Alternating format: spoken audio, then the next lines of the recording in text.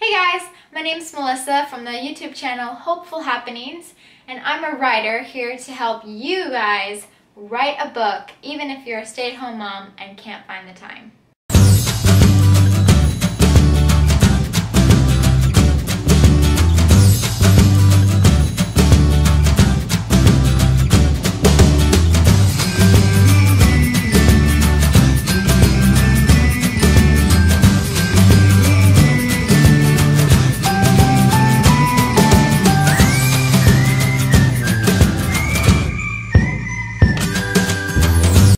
So this is a video that will help you if you are wanting to write a book but you just don't know how you're going to find the time, especially when you've got kids running around.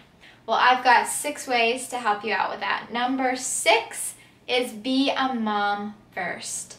The number one thing that I was worried about when I was moving my writing career into my life as being a mom was that I would look back and regret not having spent more time with my son. So I thought about this a lot when I was pregnant. I just gave myself 3 months maternity leave. I just didn't even write for the first 3 months that he was born.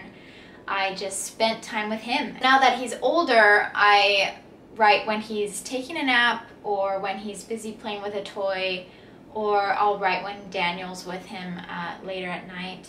But the best advice that I can give is just to be a mother first, and then after you've put motherhood first, everything else will just kind of fall into place. Number 5, know where you're going. What are your end goals? Do you want to publish this with a publishing company? Do you want it to be a major publishing company like Scholastic or something? Or are you okay with a smaller, more local publishing company? Do you want to self-publish? Do you want to self-publish only on an ebook? You need to figure out what you want to do at the beginning. I know it kind of seems strange that you would think about publishing your book even before you've written it, but you have to have that end goal. Where do you see yourself bringing this book? What kind of situations do you see yourself reading this book? Do you see yourself going to a school and reading it to children?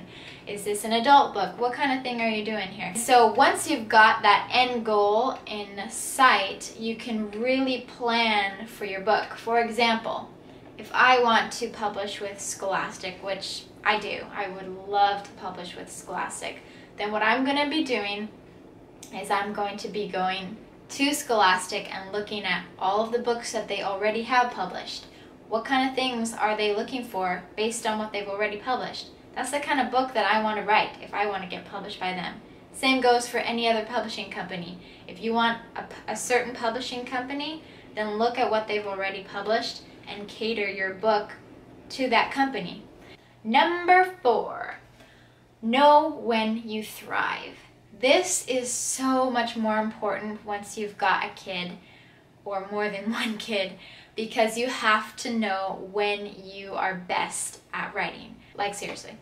So write when you thrive and know what other kind of things you're able to deal with. Are you the kind of mom who can do things with noise in the background, or do you need to have silence? Can you write with distractions going on, or no?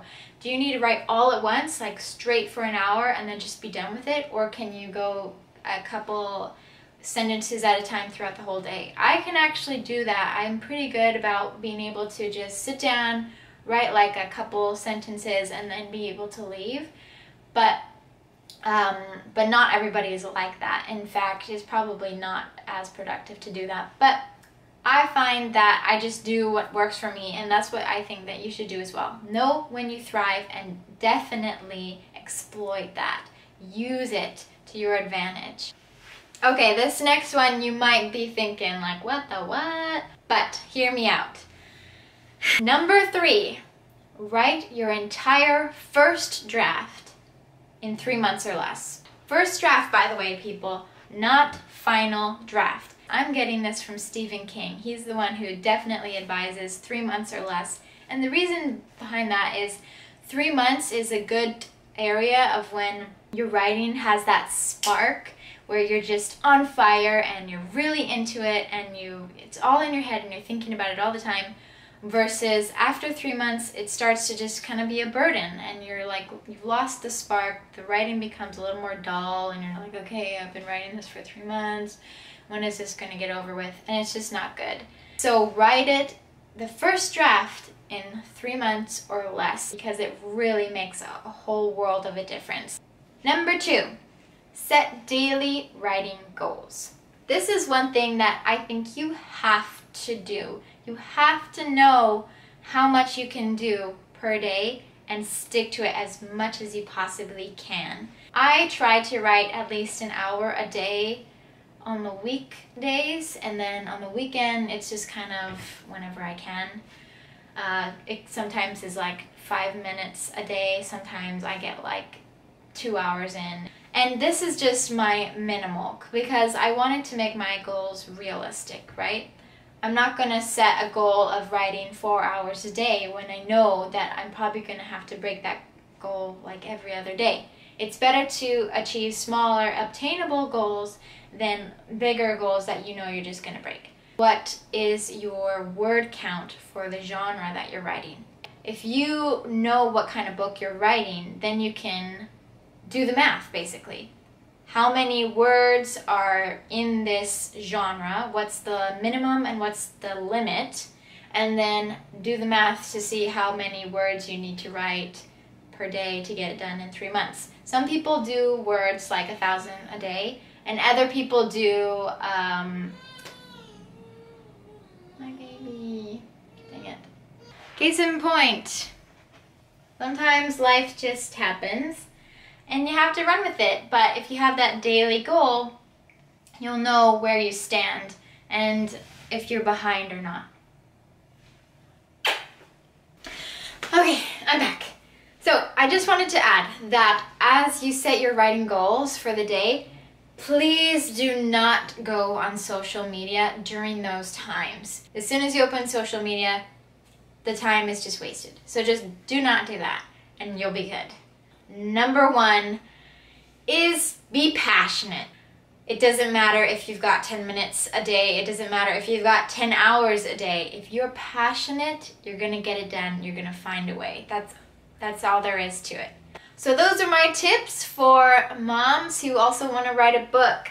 Please let me know what you think about this video. Did you like it? Subscribe if you're interested.